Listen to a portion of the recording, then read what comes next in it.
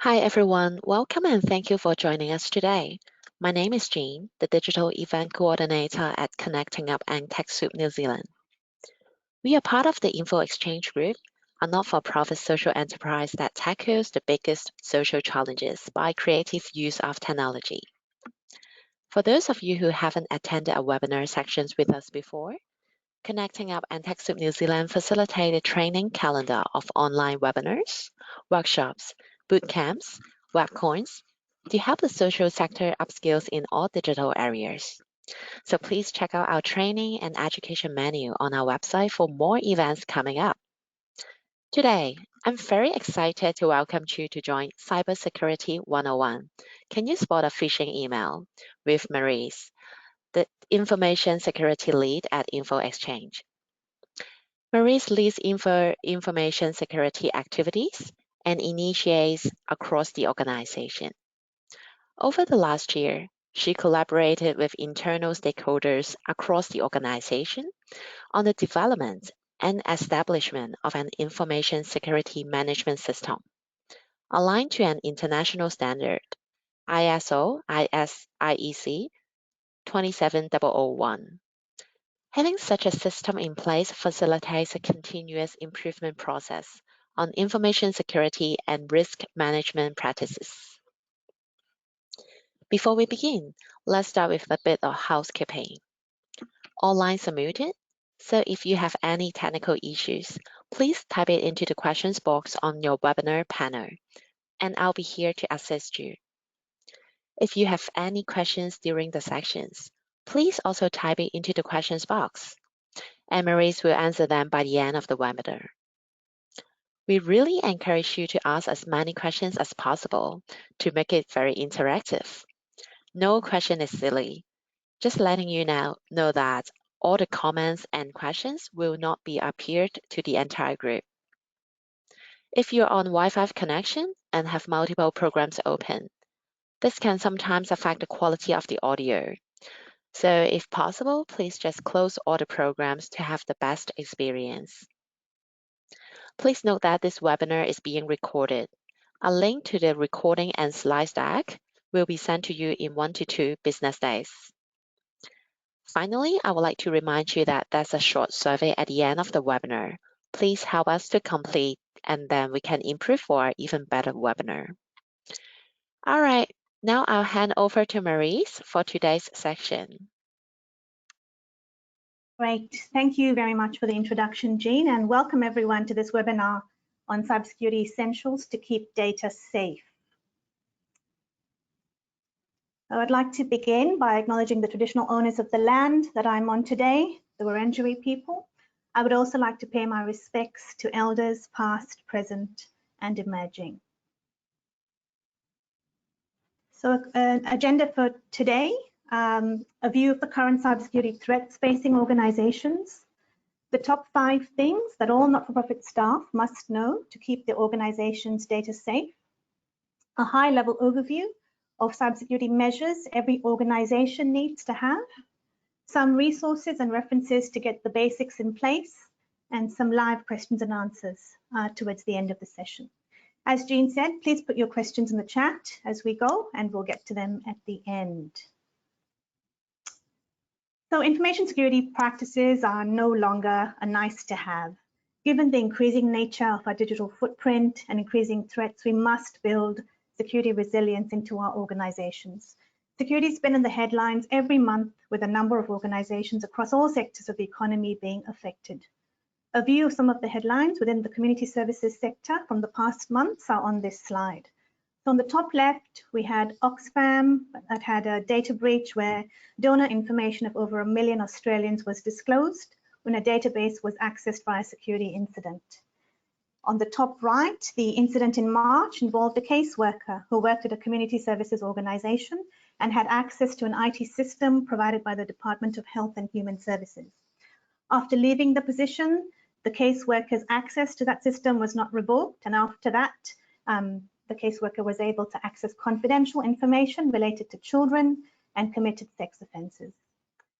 On the bottom left, Uniting Care had an attack on some of its IT systems and had to resort to manual workarounds due to some of these systems being inaccessible.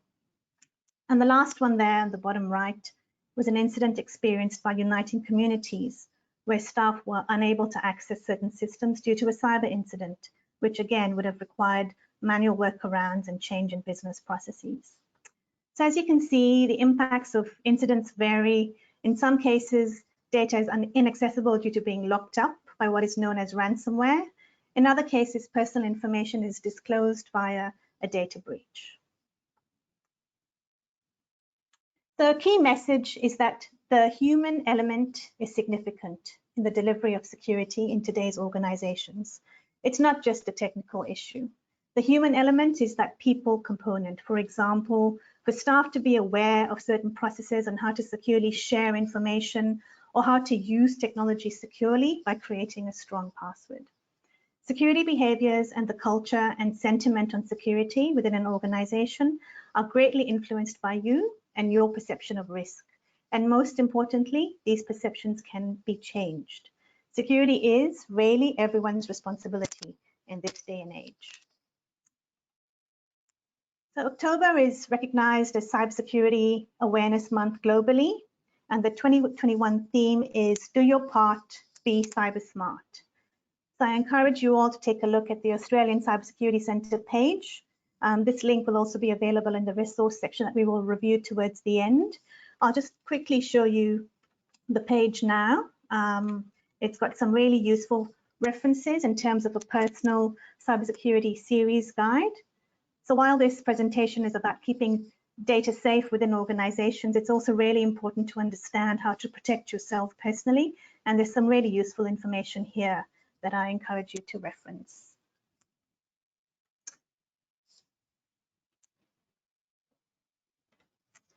All right, let's get into the top 5 things you must know to keep your organization's data safe. So the first one is to know how to spot a phishing email.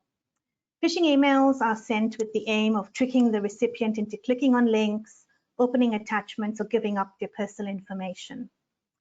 So a staff member received this email that you see on the screen here about messages that could not be delivered to his Office 365 mailbox. And if you look at the time on the email, it's quite early in the morning, 6:26 in the morning would have been one of the first emails that he looked at when he opened his inbox. So he clicked on the review button, which is that big red button towards the bottom that you can see, and was presented with what looked like a standard SharePoint login page, already filled with his username. And he just entered his password into the password field and clicked login. Now at that point, he'd given up his password. In this particular scenario, fortunately, multi-factor authentication was employed and account access was blocked. The staff member was still asked to change their password after this. But as you can see, these are prevalent things that are happening, and MFA or multi-factor authentication is really one method that is preventing these sorts of phishing attacks. So if we just have a quick look at the email, the from email address looks rather suspect. It ends with a .de. And the link as well, which is just over the review button, does look suspicious with all the characters that are in there. So this is just an example of one phishing email that we've seen and the telltale signs of a phishing email. Now, the staff member hadn't yet been to a security awareness training session on phishing, and hopefully by you being present in this session, this is some of the content we're trying to share to increase awareness on how to recognize phishing emails. So here's another example of a real-life phishing email. This was received by our payroll department and appeared to come from a staff member requesting a change of their bank details. So the payroll department initially responded, saying, yes, please send me your new bank details. And they didn't notice the from email address, which is in the red box at the top there. Then they received the response, the second email, which is on the bottom, with the new bank details. And at that point, due to the grammar in the email, the payroll department realized that this was not legitimate. So again, looking at the from email address in this case is, an indication that this is not a legitimate email. This is actually an example of what we call business email compromise. So, phishing for business email compromise is also one of the trends that we're seeing, where companies are approached. It could be by, in this case, a redirect of a staff member's funds, or it could be fake supplier invoices that are sent with the intention to pay to, you know, a suspect or a bank account. So it's really important to check for these sorts of things. So this is a useful poster which highlights the general attributes of a phishing email. Note that not all these may apply, as phishing emails can have different intents. So with phishing, the attacker uses social engineering principles to trick the person into performing an action. These principles may be a sense of urgency or scarcity, for example. If we look at the message here, you can see that it indicates you're eligible for a tax refund. Like, who wouldn't like that? It would be really enticing to click on that link to learn more about it. But it's really important to take note of the signs, as I pointed out here. The from address, you know, the reply to may be different in some cases. Attachments you didn't ask for, an urgent call to action, strange links in the email. These are some of the signs to look out for. Okay, now we have a quick poll. If we can have the poll up, please, Jean. And the question is, has your organization or have you been affected by data theft or IT system compromise? Just a yes/no question. And it would be great to see people's views of the attendees and their experiences with system compromise or data theft.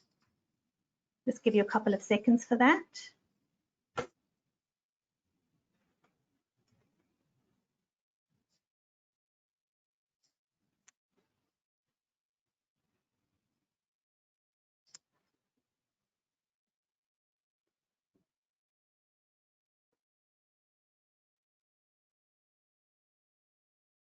Is it still running, Jean?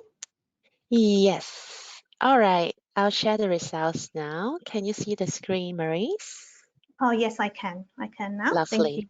So I can see we've got 57% who said no and 43% who said yes. So the majority with the no. Sorry to hear about those who have experienced it, but that's really reflective of the current data breach and scam statistics that we've seen, especially during the pandemic as well, where scammers have changed their tactics to COVID-themed scams. And for those who said no, well, you're some of the fortunate few. Putting into practice the top 5 things we're talking about here will definitely help to ensure your organization's data is kept safe. Thank you for that. No worries. All right. There's a phishing quiz, again, that I encourage you to visit. It's on the cyber.gov.au website.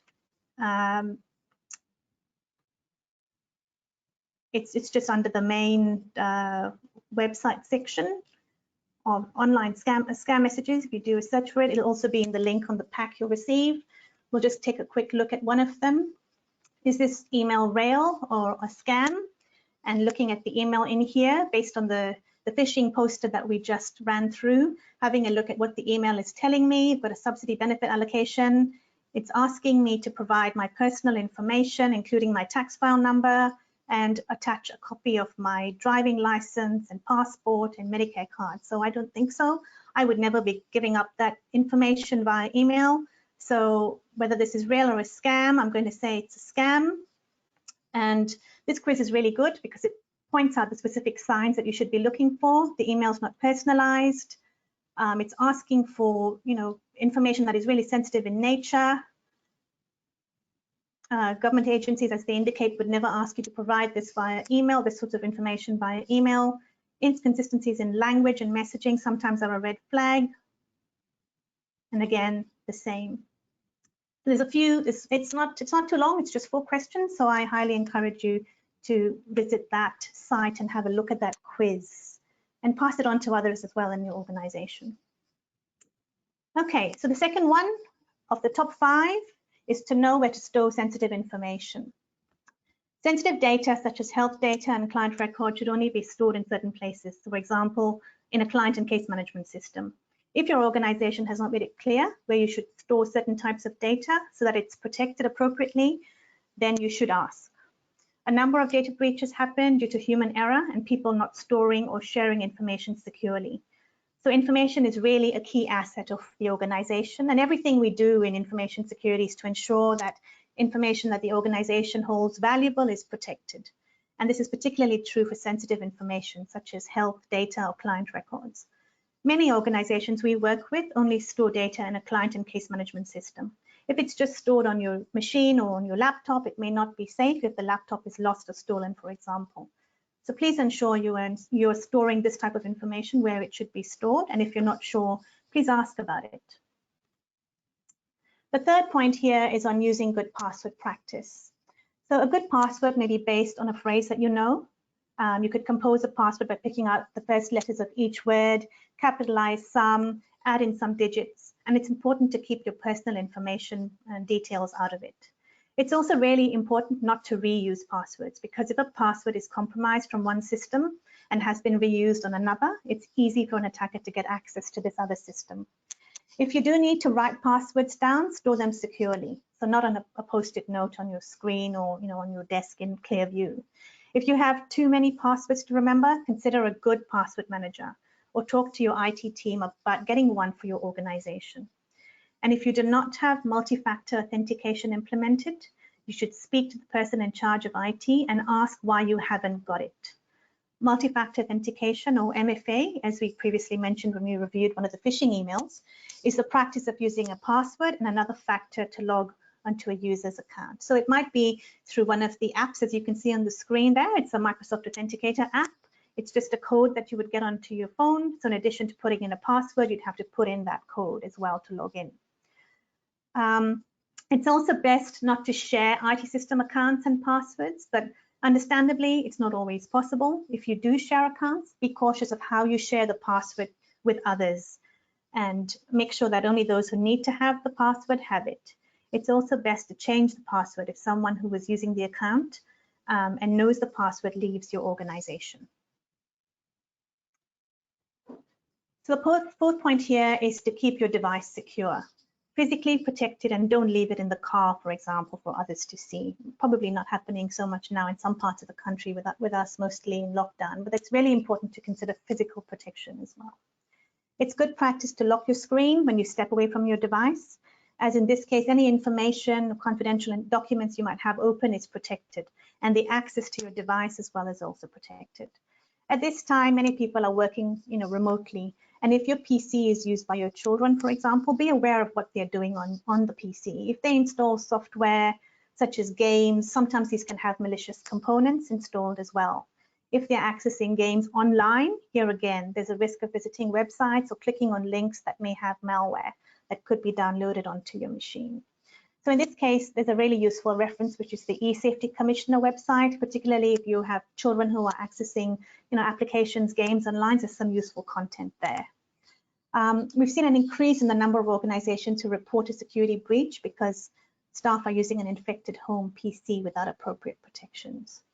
On the point of using your own device or bring your own device, BYOD as we call it, such as a mobile phone or another device for work, please ensure that you're only storing information on it that your organization is comfortable for you to store. And also it's good to ensure the device has appropriate protection, such as a PIN or a passcode, and that security updates are coming through, as well as possibly a remote wipe capability. And if you're not sure about this, please ask in your organization what the expectations are. And lastly, of the top 5, report anything that you're not sure about or seems suspect. Security incidents are adverse events which pose a threat to an organization's information systems and services, and ultimately their data, their information. And they can stem from a variety of sources. So for example, it could be unfamiliar activity on your device, information that's been given out to somebody who shouldn't have it. Maybe you've emailed something in error, a device has been lost, or a USB key that had confidential information is missing.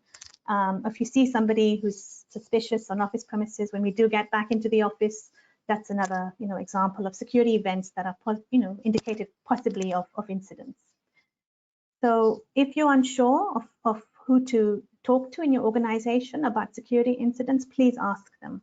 Make sure there's a contact point. It could be within your organization, it could be an IT provider that your organization works with, but make sure that there's an appropriate stakeholder that you can talk to about these sorts of things. All right, that's it for the top 5.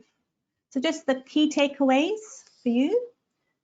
The first 3 are important for you to know about, and the last 4 in the gray font are what your organization should have in place.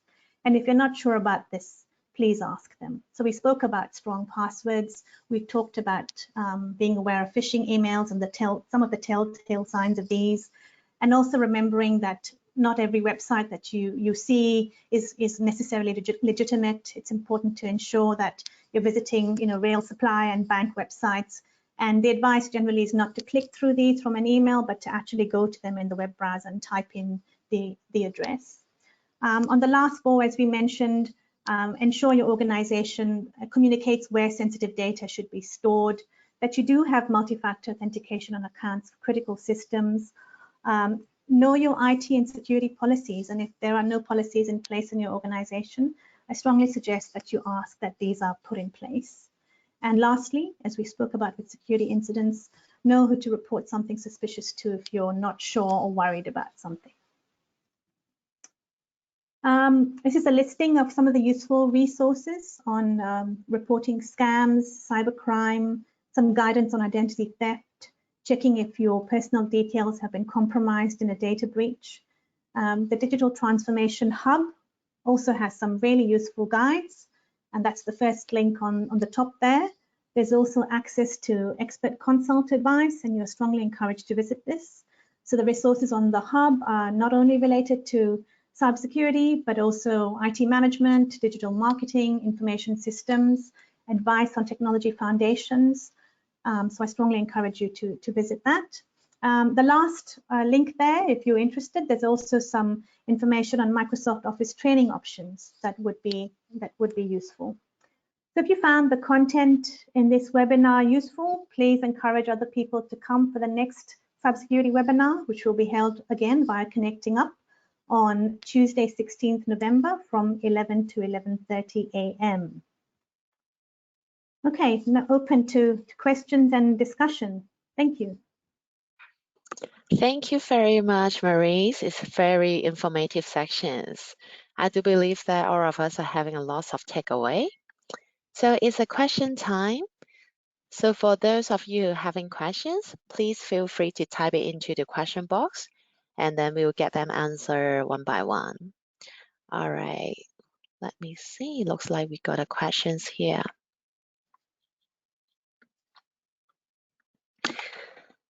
So Mish is asking, I've noticed phishing emails that now appear to come from legitimate organization's email address.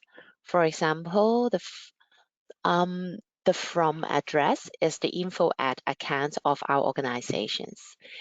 And only by looking at the heading info, can you tell it's not? Are there any other ways to check if the from address is legitimate?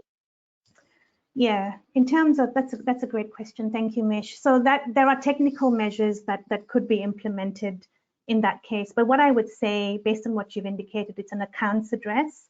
If there's any emails that you receive in terms of, for example, processing supplier invoices or anything to do with funds, I would strongly suggest that you have finance process in place to, pick up the phone, call the supplier and say, hey, I received this email with this invoice. Did you send this? Or if it's from your organization, talk to a colleague and say, has this come from you?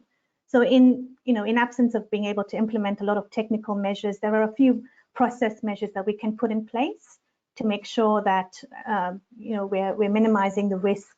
And our accounts email addresses are highly targeted, like I mentioned previously, with suppliers and banks and so on. So it's important to have those alternate channels in place to make sure that you're verifying, especially now in this time of remote work. You can't just walk up to a colleague and ask them a question. So it's important to make sure that we have alternate process in place. Thank you, Maurice. We got another question from Sarah. So she's asking, can you recommend a client management or password management system that are cost effective? And then the password must be able to be shared. Yeah, so the first one on client management, is that correct? So client and case management. Yes. Info Exchange has a client and case management system. And if you go to our website, infoexchange.org, there's a lot of information on there on the system. So please reach out. We do have a system that's in use by thousands of organizations across Australia. And they manage a variety of client and case management programs across a range of requirements through that system. In terms of a password manager, there's a few good ones out there. What I would suggest is to make sure that the password manager allows for multiple accounts to be set up so that it can be used within an organization, so not just have one account that could be used to access all the passwords. So multiple accounts, and also that the password manager has multi-factor authentication. So Dashlane is one product that's available to not-for-profits via the Connecting Up platform. Other good ones that I'm aware of are LastPass and 1Password. Lovely. Thank you. I hope that answered your question, Sarah. So we got another one. So sometimes we can create a new login using our Facebook or Google accounts. So how secure are these opposed to creating a new password for those sites?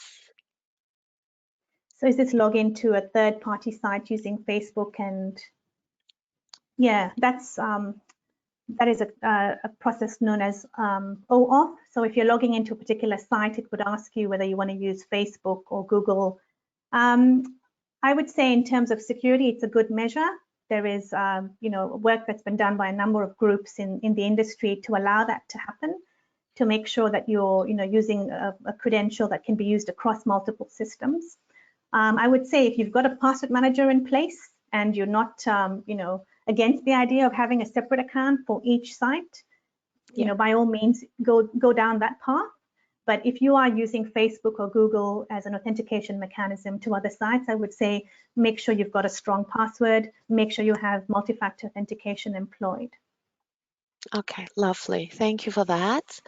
And Ray is asking, have you seen any recent very obvious phishing emails these days? We get quite a few all the time at Info Exchange, and they're along the same lines as we saw in this presentation. In this webinar, sorry, click here to access your SharePoint site, or click here to receive emails that have been quarantined, and essentially they're looking at obtaining your password. There's others that we've seen that have attachments, which are Word documents and so on, and if you open those, they could have code embedded that will then install malware onto your device. So we see them quite frequently, and just with the signs we've spoken about today. Yeah. Thank you. And we got a question about, so other than phishing email we have been talking, what are some other common cybersecurity issues that NFPs should watch out? Yeah, I would say the use of stolen credentials is one that is quite apparent these days. So again, having a good password and MFA is a measure against some of those issues. Emailing information to the wrong person, particularly if it's something that might be sensitive, is another one and could constitute a data breach.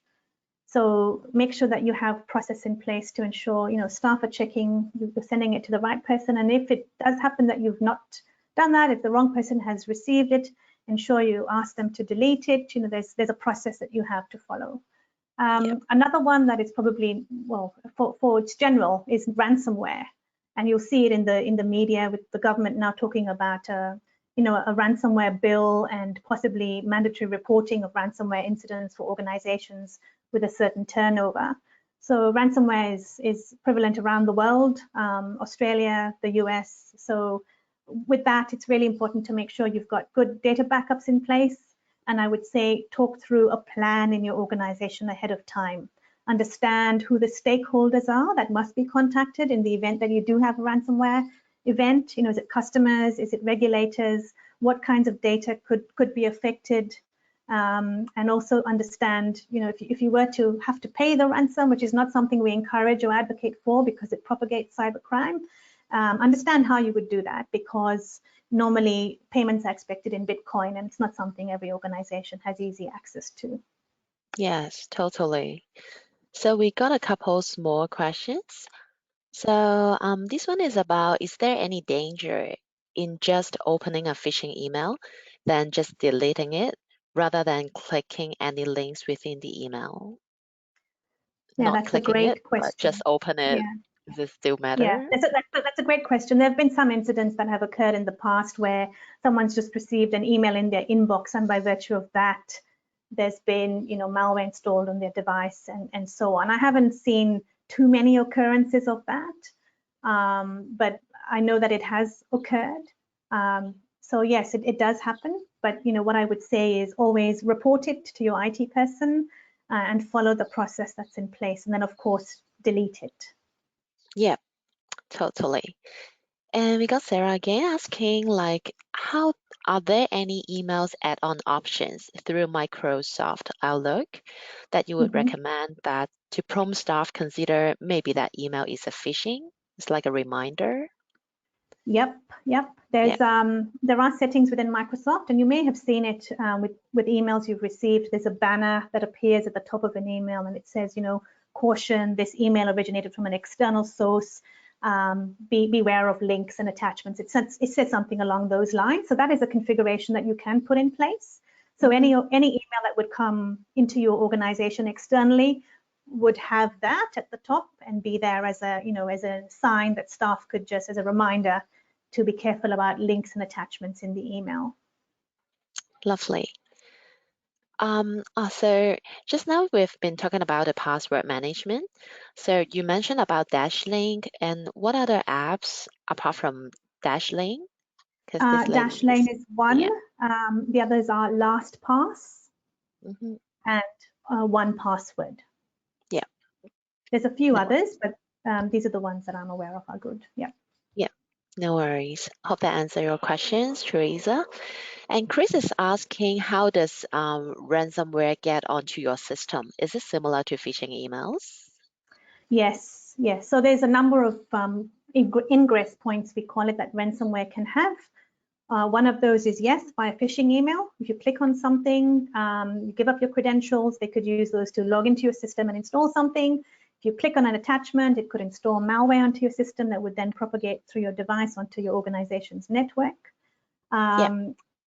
Other ways are, through more technical means, are on the front end of your network. If you're not secured and you've got open ports and things like that, attackers would be able to do a scan and be able to get into your network via the open ports and then install malware and so on. So there's a few ways that it could happen, but from an all staff perspective, I would say the most one is to be careful about phishing emails and also to be careful about making sure you have good passwords that are not reused elsewhere, which they could then use to get Yes, into the systems. Yeah. absolutely. Yes. Oh, it looks like our Q&A is really interactive. We've got so many questions. We got another Oh, thank you. three more, so Cool. I guess we can get this. So Natasha is asking, is there a way to find out if your account has been involved in a data leak? Yes, there is. So on this resource slide, this link here, which is the fourth last, have I been pawned? It's run by a security researcher. He's actually Australian, Troy Hunt. And that website maintains a list of data breaches that have happened around the world. So Yeah. if you go on there and you enter your email address and so on, it would tell you where your data has been compromised and is available on the dark web, and would give you indications of what you need to do in terms of changing your password, or if other information has been compromised, you might need to look into the idea of identity theft guidance, that sort of thing. Yeah, no worries. So as mentioned, we'll be sharing the deck to all of you after the session in 1 to 2 business days. So don't worry about copying the link. And Jane is asking, as part of their work, they have to do some internet search, and some sites are not known as the others. Is there anything that we need to be aware when internet browsing that won't compromise the security? Yeah, the first thing I would say is to make sure that the site is HTTPS. You would see that in the URL bar. And generally you'd see a little padlock sign. So that generally just means that your communication session with that website is secure. That's one of the things that I would mention as a first. Internet browsing. I would say, make sure that when you're doing a search, generally reputable sites will come up towards the top of your listing. because those are indexed by search engines and they have certain reputation algorithms that they use. So possibly going through a search engine and making sure that you're getting to a site that way and using the power of the search engine's algorithms would be another thing I would suggest. Yeah, no worries. And Chris now is asking, can ransomware stop access to your cloud storage? I think the short answer is yes. From my experience, if you've got synchronized data from your desktop, laptop up into the cloud, and you happen to click on something that then encrypts your laptop, and that synchronizes up to the cloud, that would certainly be the case, yes. But what I would say in response to that is to make sure that your cloud storage has backups in place, because based on the nature of ransomware, obviously locking up your data, you'd want to make sure that you could restore from that. So depending on what your cloud environment is, if it's Microsoft 365 or Google, for example, you just want to make sure you have backups in place. And also look at what they tell you in terms of protections for ransomware, because I'm sure it's a question that's asked often. No worries. And we got one from Bianca. So she's talking about the Australian Post. So Australian Post delays are seeing increased emails that are claiming like Australian Post and are asking for like redirection for the post fee and how to be mindful of these scams emails. That's a great question. So Australian Post is not one that's new. Over the years, that we've seen many scams to do with AusPost. And from the last time I checked, they did have something on their website that they were maintaining in terms of scams that they were aware of as AusPost. So I would say maybe use that as a reference in the first instance. Secondly, be aware of what the email looks like. Like we went through the telltale signs. Is there anything there that really does tell you that this is not legitimate? And maybe also ScamWatch, which is another link I've got on this slide here, the fifth last from the bottom. That would be another one where there's a listing of scams that are maintained. I think you can also subscribe on that site to receive information about current scams. That would be something else you could do. But That's also really maybe good. contact AusPost directly would be the last one I would say. Yeah. Indeed, yes. So I guess the useful resources on this slides, all of us can just go and look at it because it just provides so many useful informations. All right, we got one last question from Dina. So there's one scam I've heard a lot is about people spoofing management emails and asking for gift cards to things like Google Play, iTunes, and anything to be aware of there. I've actually received one of those myself a few years ago, and I Did you claim responded to it? it because it came from a staff member, and his Yeah. account had been hacked. Oh, Yeah, I would say pick up the phone and ask the person, did you want me to do this? Did you ask for this? Yeah, I would say you do that. yeah. That's a much easier, Yeah, direct way don't to. reply to the email. Just use an alternate channel to verify whether this did come from them. Yeah, don't put yourself into the risk. All right. So it's a very lovely, very interactive sections. And thank you so much, all of you, for your questions. I do believe that we got so many takeaways from here.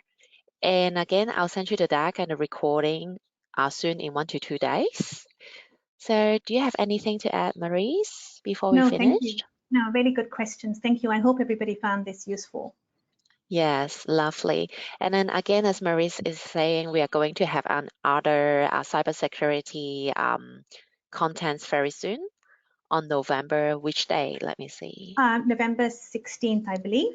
Yep. Yes. And the link is already on the website. And what I'll do is I'll put this link again onto the follow-up email with the deck so that if you are interested to understand a little bit more, please just come to us next month again. It would All actually right. be similar content, Jean. It's Yep. similar content. So I would say if others in your organization are interested, to advise All them right. to come. Yeah. Oh, thanks for your clarification. All right. Thank you, Maurice. Thanks, everyone. Thank you. All right. Hope to see you in the future events. Bye bye. Yeah, great. Thank you so much. Bye.